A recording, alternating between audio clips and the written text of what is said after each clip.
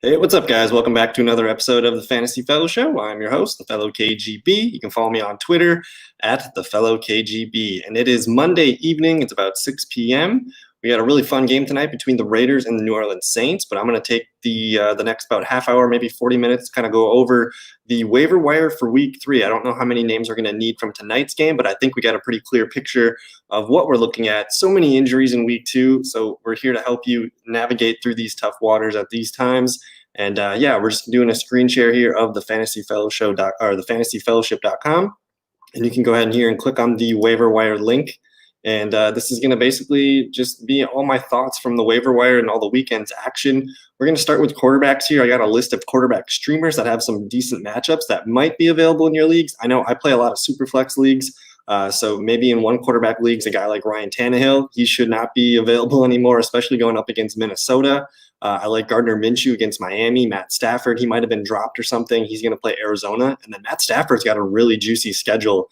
If you just hang tight, Kenny Galladay's, coming back on the, from the hamstring injury soon. But Matt Stafford, he's got a really juicy schedule coming up. So make sure he's not available.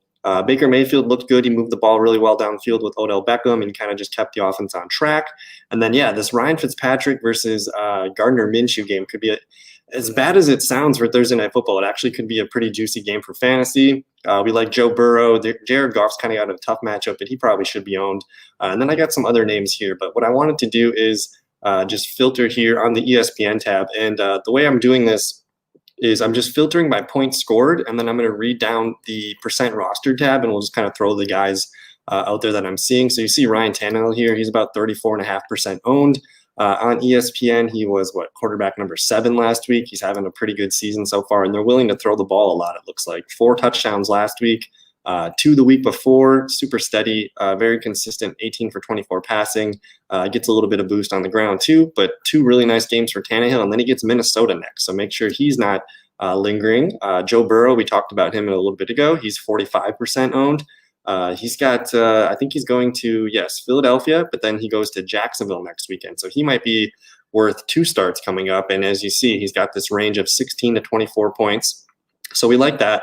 He's got a game against Cleveland coming up, Tennessee. He plays Washington, New York Giants, Miami, Dallas. This is a really juicy stretch for Joe Burrow later on in the year if you want to hold on to him. Ryan Fitzpatrick's another guy here that scored, he was a top 12 quarterback last week, and he's available, and he's only rostered in 1.7% of leagues.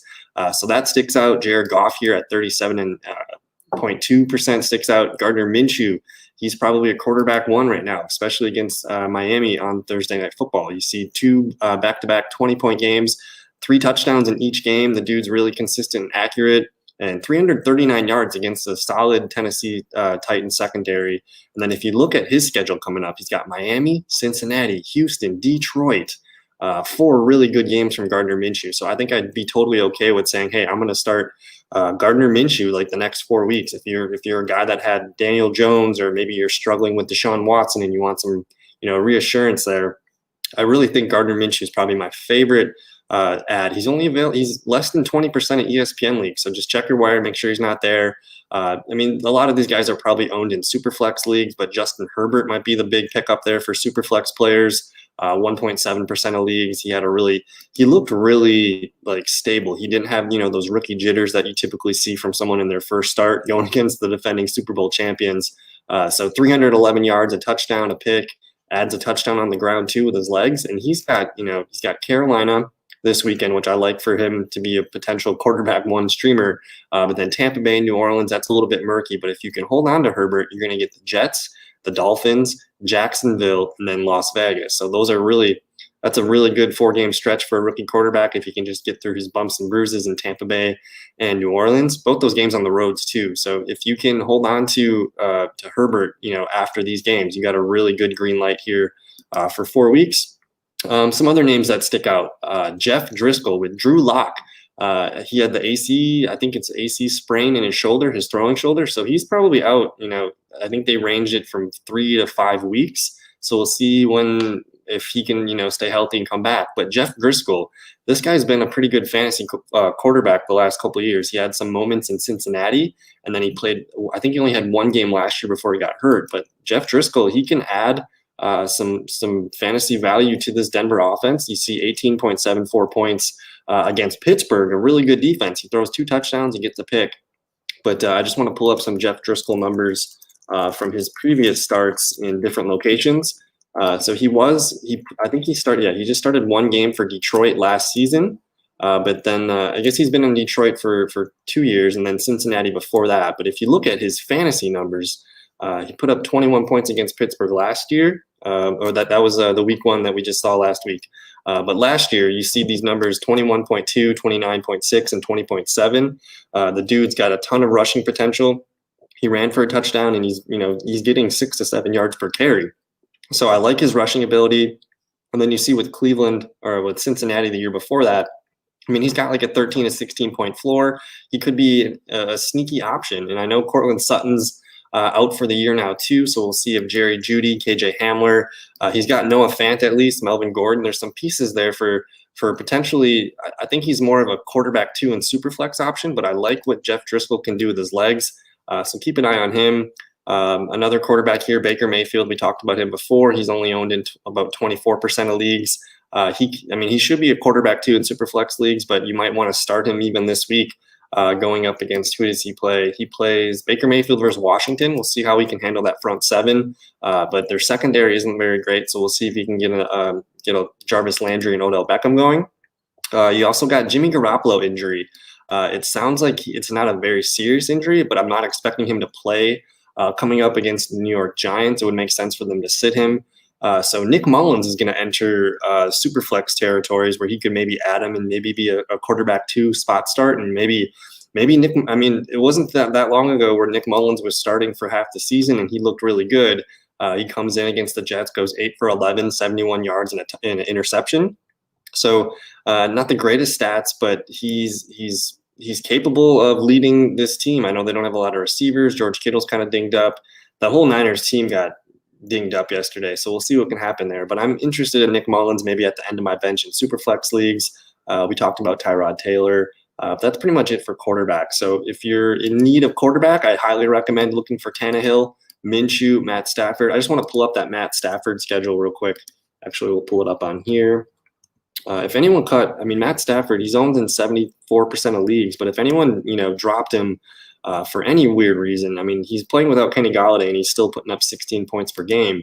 But he gets Arizona this week, and then he's got the Saints, and then the bye week. So I'm thinking after the bye week, we should see 100% healthy Kenny Golladay. And then after the bye week, this is what you want in your quarterback. You want him to go against Jacksonville, Atlanta. Indianapolis is all right, but Minnesota, and then Washington, Carolina, Houston. He's got a massive opportunity here to really get the Lions offense back on track. So do your due diligence. If Stafford was dropped, I think he's worth a stash for the next couple of weeks. Hopefully Kenny Golladay returns. But that's pretty much it for quarterback. You can check those names out there. We might want to be on Tua Tagovailoa stash watch, as well as Jalen Hurts. If you got the room on the bench, sometimes with the Tyrod Taylor injury, he got hurt, pregame, and they just spot started Justin Herbert. So if anything happens to some of these, more established quarterbacks, we got these young rookie quarterbacks kind of ready to go. So I think Tua is more likely to play at some point this year, but Jalen Hurts, if anything happens to Carson Wentz, you got something there. And then for the running backs here, I'm gonna start listing some of the names that I think should be owned. So if I put in parentheses likely owned, these guys, I would spend a good amount of my waiver wire or priority on these guys. So James Robinson, he looked great against Tennessee. He actually ran for more yards than Derrick Henry in that game. He had a really nice catch. I think he had 3 catches as well. So James Robinson's getting all the touches in Jacksonville. We didn't really think we're going to like that situation for fantasy this year, but the dude is, if we filter here, let's take a look at the running back group.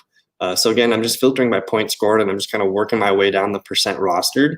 But we see, where's James Robinson? So he ended up putting, did I miss him? James Robinson, he was RB8 this week. So basically 62% of league. So he might be out there in your league, but you see he's going to rush 16 times a game, 102 yards, a window of 60 to 100 yards.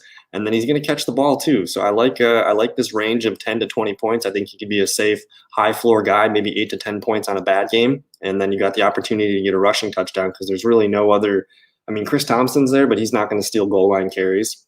and especially against the Miami Dolphins coming up, I think James Robinson's going to be a popular RB2 play for some people this week. So I love James Robinson.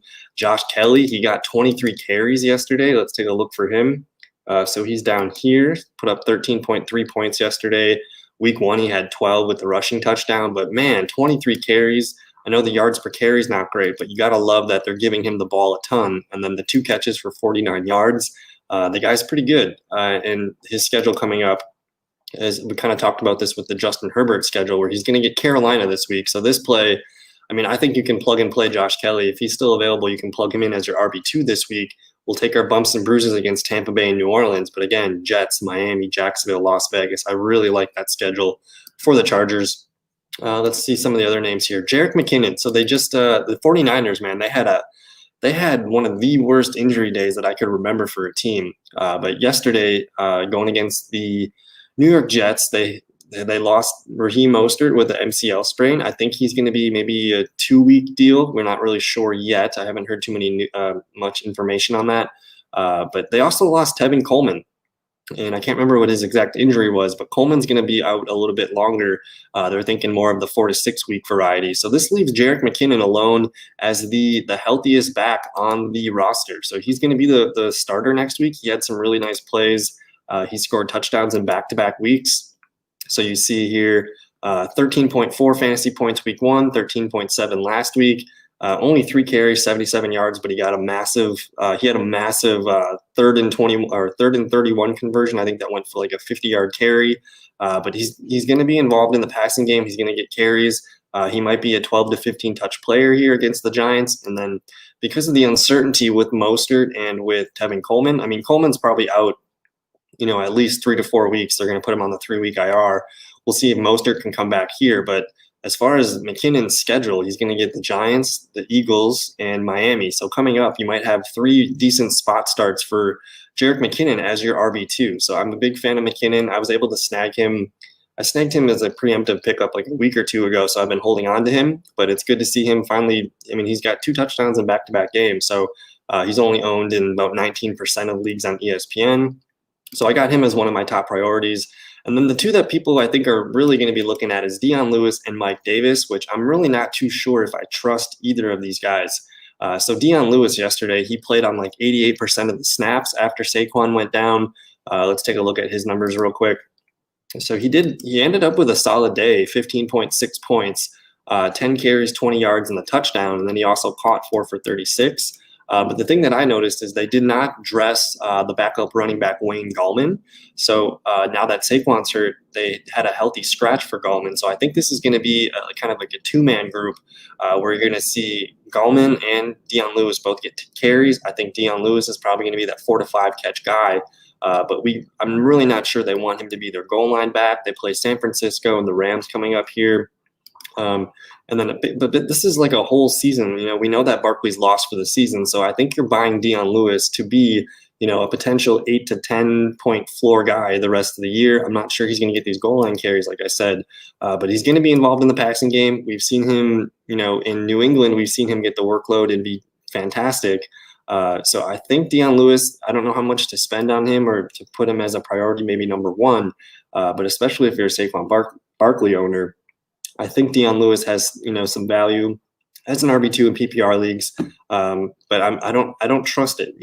There's rumors that Devonta Freeman could be joining the Giants soon, maybe even the 49ers.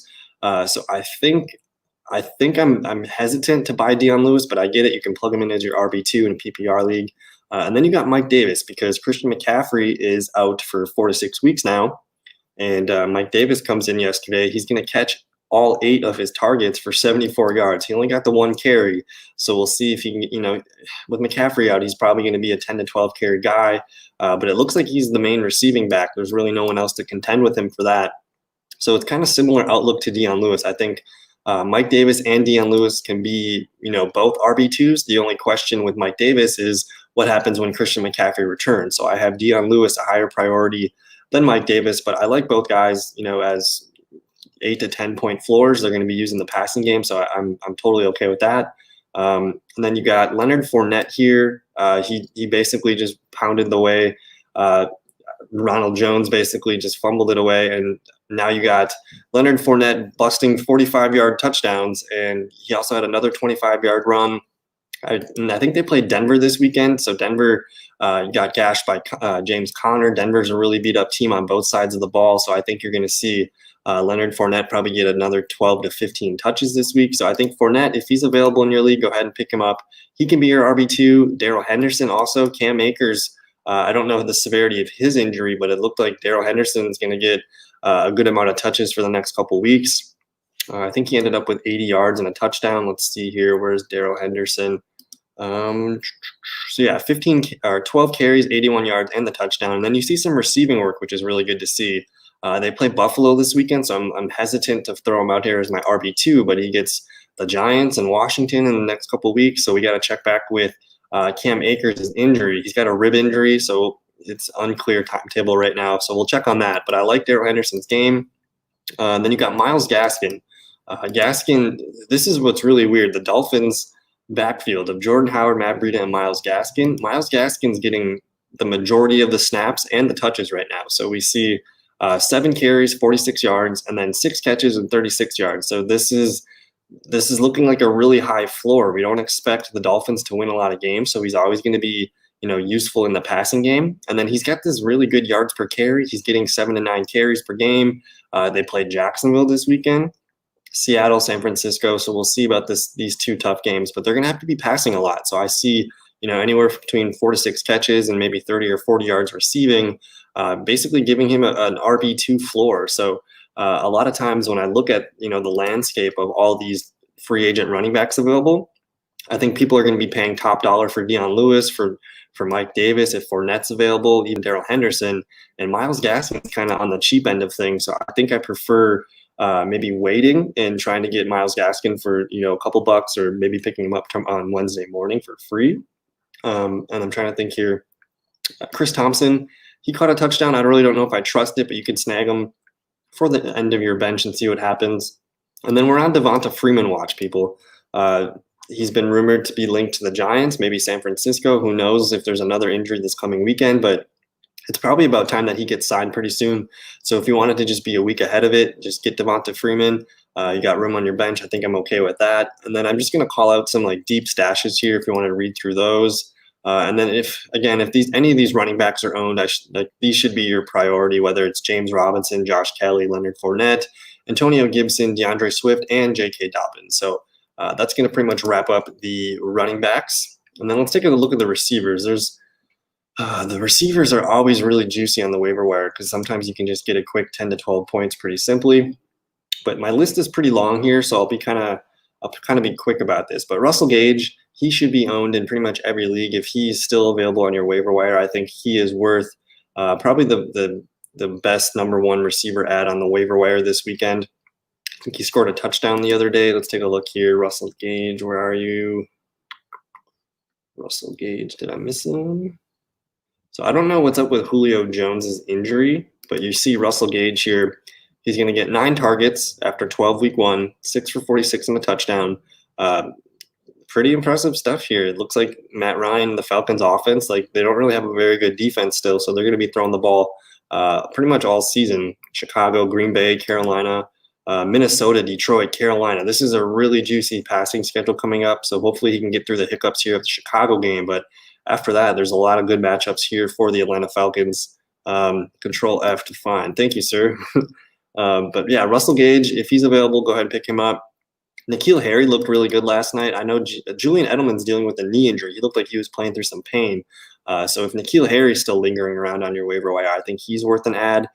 He ran, I think he was the most, I think he had the most snaps for a receiver on New England last night. And then they play against Las Vegas this coming week. So I think N'Keal Harry's probably going to be a wide receiver 3 flex for me. Corey Davis should be owned if he somehow didn't get picked up last week. We still don't know if A.J. Brown's going to be playing with his bruised knee, but I got him there. Marquez Valdez-Scantling should be picked up. He's going against the Saints on Sunday Night Football. And he made some really nice plays the other day. I think he finished with 64 yards, maybe 4 catches. He was really close to busting a couple big plays. But it looks like he's hitting that third-year breakout where, if this is a bad game for Marquez Valdez-Scantling, I think you'll take it. And then you're going to hope for, one of these big boom games of 19.6 points. New Orleans is coming up, Atlanta's coming up, and then a bye week. But I think you can enjoy some really big games coming up after that, whether it's Tampa Bay, Houston, Minnesota again. So Marquez Valdes-Scantling's on our radar as a potential wide receiver 3 flex. Keelan Cole Sr. coming up against Miami. Again, I keep talking about Jacksonville players. I think that game's gonna have a lot of fantasy points. And now we're seeing Keelan Cole slowly stack 2 really, really good games together. So we see 5 targets and then 7 targets yesterday, 6 catches for 58 yards, and then back-to-back touchdowns. And I mean, this schedule for the Jacksonville Jaguars the next 4 weeks is Miami, Cincinnati, Houston, and Detroit. These are probably 4 of the worst fantasy point defenses to go against. And I think receiver with Gardner Minshew right now, he's basically, the way their target distribution is going, he's kind of the 1B. I know everyone really I love DJ Chark. But at the moment right now, defenses are focused on stopping DJ Chark, and they're kind of letting Keelan Cole and maybe Laviska Shenault kind of doing things underneath. But again, 2 touchdowns in 2 weeks in a row, really high point totals here, juicy schedule coming up. I really like Keelan Cole as a kind of sneaky ad. Adam Humphries, I have Adam Humphries on the list because A.J. Brown is still kind of out with his little knee injury. It's a knee bruise. But as long as he's out, and if whoever's playing Minnesota, they have my attention. So I like Adam Humphries for maybe like a 10 to 12 point game. Next week, Deshaun Jackson had double digits, and now he plays Cincinnati next weekend. So we'll see if he can do anything. I have KJ Hamler on the list because Cortland Sutton is out. Let's take a look and see what KJ Hamler did against the. Where's KJ Hamler? I'll just type in KJ Hamler. I don't know how to do that F control trick, man. So KJ Hamler, he's going to be the kind of the slot receiver for Jeff Driscoll. We see 3 catches, 48 yards, 7 targets, and they even gave him a carry. So, I mean, he's got Tampa Bay and New York Jets on the schedule. But again, Cortland Sutton's out. So this is going to be, I mean, they're going to try to get Jared Jeudy and Hamler as much work as they can this season. So I'm really interested in some of these lower end Denver receivers. And then I got just a couple other names here, you know, whether it's Larry Fitzgerald, Golden Tate, Cole Beasley, Randall Cobb. Some of these guys might be floating around your league. They could easily be added as like one of the last players on your bench. They all have high, kind of like, you know, double-digit PPR floors. Laviska Shenault look really good. Again, I keep talking about Jacksonville. This offense is impressive, and I'm super excited to watch them on Thursday Night Football. Braxton Berrios here for the New York Jets. He was the leading receiver on the day for Sam Darnold. We know that our guy Jamison Crowder is dealing with a hamstring injury, and if he's out again, you're going to see Braxton Berrios he's going to lead the team in targets. So he caught six receptions on 8 targets, 59 yards, and a touchdown for 17.9 points. So this is definitely a guy that I don't think a lot of people have on their radar. But if Jamison Crowder is out again, it's a hamstring injury too. So these are really pesky injuries that could flare up again. But I mean, his first game in there, he's going to catch 6 catches, 59 yards, and a touchdown. That has my attention. Even though it's the Jets, you know, if he's jiving with Braxton Berrios, so be it. I might be looking to snag him at the end of my bench. And then I just got Chase Claypool here as one of the last guys to keep an eye on. It's the second week in a row that he stuck out and he's making plays. So we see the 75-yard touchdown, 3 catches, 88 yards, and a touchdown here. Caught all 3 of his targets. We saw last weekend him get a carry. So they're kind of having fun with him and scheming him open into really successful, you know, opportunities. And I don't know. He's basically, I mean, Deontay Johnson and Juju are locked into the top 2 receiving roles. But it looks like Claypool is the guy that could slowly, you know, overtake. And James Washington's still there, but I think as we see more of Chase Claypool, they're going to want to continue to ramp up what he can do. So some deep stashes, you know, these are guys that you could probably add for free, whether it's, you know, Wednesday morning or just, you know, really quickly later on in the week. That's Mike Thomas for the Bengals, Quintez Cephas, Jalen Reagor. He could probably, you know, spend $1 or $2 on him. The Bears receiver, Darnell Mooney, he's been catching my eye for 2 weeks in a row now. He looks like a potential. I mean, if Allen Robinson walks, Darnell Mooney, we're probably going to be talking about him quite a bit next year. And then Isaiah Ford, the Dolphins slot receiver. Parker and Preston Williams have been kind of under-impressing so far, and Isaiah Ford came in there and had a really nice game the other day. Let's see where he is. Isaiah Ford, I think he had 14.6 fantasy points. He caught 7 of 9 targets for 76 yards. So he's a guy that I'm probably going to be keeping an eye on Thursday night for, see what he can do there. And then, yeah, if any of these guys are available here, whether it's Deontay Johnson, Robbie Anderson, CeeDee Lamb, John Brown, Jerry Jeudy, Brandon Cooks, these guys would be at the high top end of my priority list. So that's going to cover the wide receivers. And now we're looking at the tight ends. And the tight ends, man, this is a really fun group.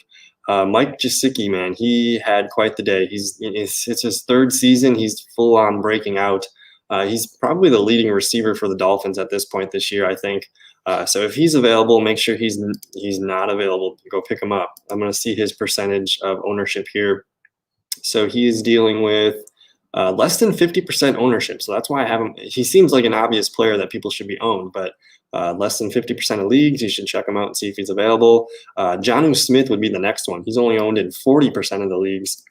And because A.J. Brown, with the knee injury, he's sidelined, we saw Jonnu Smith thrust into a bigger role right away. He didn't really have a lot of targets. He had more in week 1, but we see 4 for 84 and 2 touchdowns. That's 3 touchdowns on the season so far. And again, he's got Minnesota coming up here. So Ryan Tannehill and that passing attack is going to be one that I'm really interested in, especially for DFS this week. And then you got Jordan Reed popping off here. He's, less than 7% owned.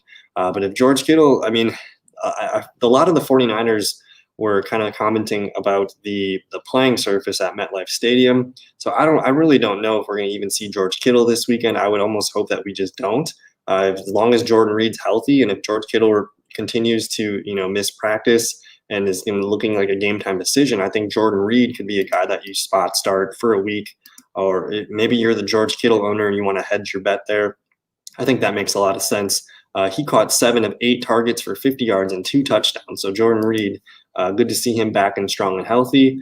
And Dalton Schultz for the Dallas Cowboys. This one hurts because I was all on to Blake Jarwin this summer, leading into the season, and this should be Blake Jarwin's name. So hopefully you heal up, and we'll see you next year, dude. But Dalton Schultz had a really nice game week 2. He caught 9 of 10 targets, 88 yards, and 1 touchdown for 21.8 points. So Dallas offense, we've talked all summer about that. How that's one of the offenses that we want to get a ticket in. And Dalton Schultz, man, if he is available, he's owned in only 1% of ESPN leagues. And if you don't have a high-end tight end, or if you have a guy like, say you have Evan Ingram, or maybe a guy that you're looking for more with your tight end, I would strongly advise for picking up Dalton Schultz here. And then Mo Alley-Cox against the Vikings, he had a really big game. He's owned in even less than 1% of leagues. He goes off for 16 fantasy points. Jack Doyle's, I think he's got a hip injury. I can't remember what Doyle's injury is. So we'll see if he plays this weekend. But Mo Alley-Cox goes off for 5 and 111, 6 targets. Phillip Rivers has always been really good with his tight end. So I like the potential here. And then now that the cat's out of the bag, Jack Doyle's a fine run blocker, but now that Paris Campbell also got hurt too. So they're looking for some weapons in the passing game. And I think Mo Alley-Cox showed that, hey, he probably needs a few more attentions in the game plan going forward. So I like him as a sneaky ad there. Jordan Akins was another guy that caught my eye. I actually added him before the weekend just because I saw his target snaps, or his snap rate was pretty high for week 1. And we see him come out and catch 7 of his targets for 55 yards. That's, back-to-back double-digit games for fantasy. And he's being usable without the touchdowns, which I think is really important. And they play Pittsburgh, who you can throw on Pittsburgh. You're not going to be able to run the ball very well, but you can attack their linebackers and their secondary. And then he's going to get Minnesota, Jacksonville, Tennessee, Green Bay. So the it's going to open up here weeks 4 for 5. And Jordan Akins, man, the Texans, they don't have a very strong offensive line, so they're running a lot of 2 tight end sets with Fells and Jordan Akins. So I kind of like him as a sneaky ad. We'll monitor him and see what he can do. Drew Sample, man, it was so disappointing to see CJ Uzama with I think it was the torn Achilles or the ACL. He was looking like he was going to have a potential tight end 1 season. But we see the 2nd round pick from a year ago out of Washington, Drew Sample, comes in, catches 7 of 9 targets, 45 yards. That's a lot of targets. And we talked about Joe Burrow, man. He can find the tight end. We saw CJ Uzama was a pretty big part of the game plan the first 2 games. And after Uzama goes down, it's pretty much everything's going to Drew Sample. And it's kind of like the Houston Texans, where their offensive line isn't very strong, so they really can't get a lot of things going downfield. So this Drew Sample short area, quick field, it could lead to a lot of nice PPR points. So we see basically in one half of work, he gets 7 catches, 9 targets. I know Joe Burrow threw the ball 61 times that game, but this is definitely a good sign to see here, where he could maybe 6 to 8 targets per game, and you see what happens with that. Touchdowns are probably going to be coming too. So I really like Drew Sample. We talked about Jordan Reed, and I'm going to throw Logan Thomas's name on here again. He was probably picked up last week, but he had another. I think he had 8 targets week 1. He had 9 targets yesterday, so he's their leading target guy through 2 weeks. So I like Logan Thomas, and then I just got some stashes here. And then again, if any of these guys are owned, or if any of these guys are available between Hayden Hurst, Jonnu Smith, Mike Gesicki, Noah Fant, Dallas Goedert, TJ Hawkinson, those guys would be must adds. But I think that's going to do it for today's, I guess, week 3's waiver wire report. If you have any questions, you can hit me up on Twitter at theFellowKGB. We're also on Facebook if you wanted to get a hold of me there. You can just search for the Fantasy Fellowship. But yeah, I just want to thank you for your time. If you're watching on YouTube, don't forget to leave a like on the video, comment, subscribe to the channel. I'm probably going to be, I guess, for a schedule this week, I'm going to be recording on Wednesday night. I'll record my Thursday night kind of write-up, spin-up there. And then I think on Thursday I'll record basically all the noon games. I'm going to talk about those for about an hour. And then I think on Friday I'll just, maybe for half hour, 40 minutes, I'll go live and we'll talk about the 3 afternoon games and then the Sunday night, Monday night games. So putting out videos a lot this week, probably 4 to 5 a week going forward. So thank you for your time. Check us out in another video, and we'll see you around. Peace.